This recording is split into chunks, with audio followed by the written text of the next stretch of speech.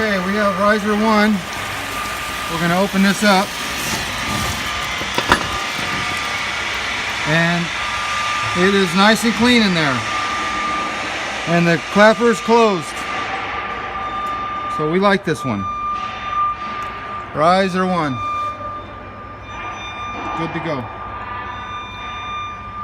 Okay, PIV number 2 out of 12. Does not shut. So we will have to give some attention to that PIV valve because there is no control valve inside. Okay, here is riser number 3. Open and it looks clean. Riser 3. Okay, we're starting out the day with riser 4. You can see it's pretty dirty and unopened. Let's get it open. Please work. Okay, number 4. Riser is open and clean and looks good. New gauges. Let's seal it back up. PIV number 5. Shut good. Alarm valve is open and clean. Next, new gauges.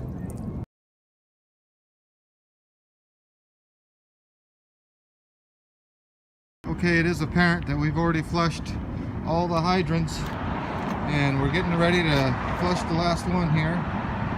There's a little bit. There's the diffuser and there's flush. Give it about a minute. Okay, riser number 6 right here, and that looks really clean in there.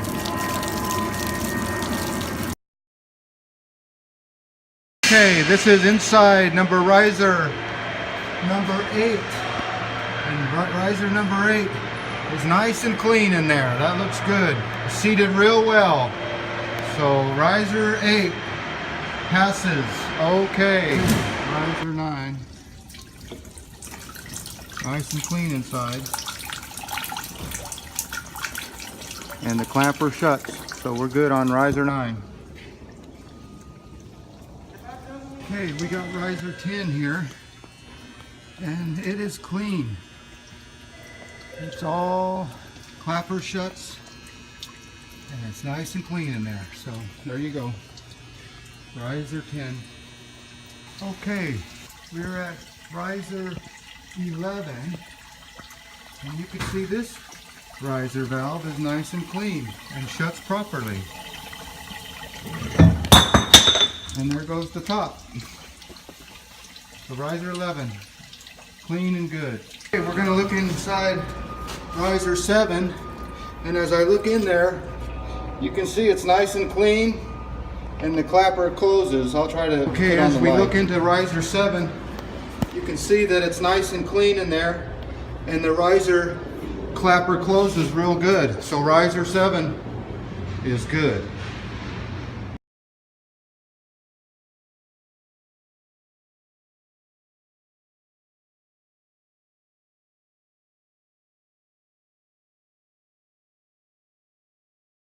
Okay. In order for me to fasten this head, I need the T-bar to continue to the wall so I can fasten it. So wasted trip. Okay, on the 7th floor, they need to add the ceiling grid. They just cut the fire sprinkler attachment, so they need to add the ceiling grid for me to finish this. Okay, we're in the washroom of 215, and you can see that this leak is coming from this plumbing. The bottom of this plumbing pipe is rusted and it's been dripping, so there's some plumbing above it that looks wet. I'm going to take that apart right now and see what we can see. But there's your leak coming from the cast iron. When you ran water upstairs, something was dripping. Okay, break. Okay, here's that leak. There's the kitchen here, and we're in the bathroom.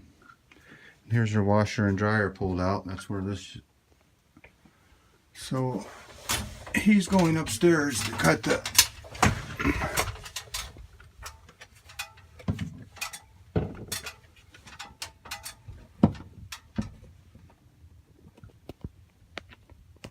Yep. Maybe it's coming from that rusty insulation. So we think the leak is right here in this copper, because as soon as I touch this insulation here, it's full of water. So I'm going to open this hole up for them so they have a nice big hole to work on it. I don't know. We'll see. So this is somebody's apartment here, and they have a sprinkler leak. But evidently, it's not a sprinkler leak. Looks like that insulation up there is wet. Well, I know it's wet because when I go to touch this insulation, this is what happens. It's full of water. You can see it. Yeah, so this is a good time. You can see that all that is wet or discolored, but this is a good time not to be a plumber, because that is a tight leak to fix, and where you shut it off, nobody knows. Well, I'm sure they do know, but that guy is okay for now.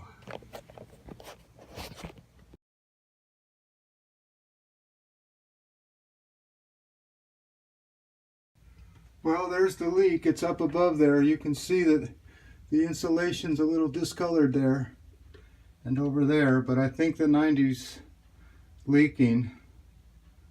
So it looks like it could be that pipe isn't hot, so I don't know why it's not hot, because I felt it right there. There's your leak coming from your discolored insulation. It looks like it's coming from the 90 right there. So showing up to the Oakland Museum, they said they had a leak at the riser.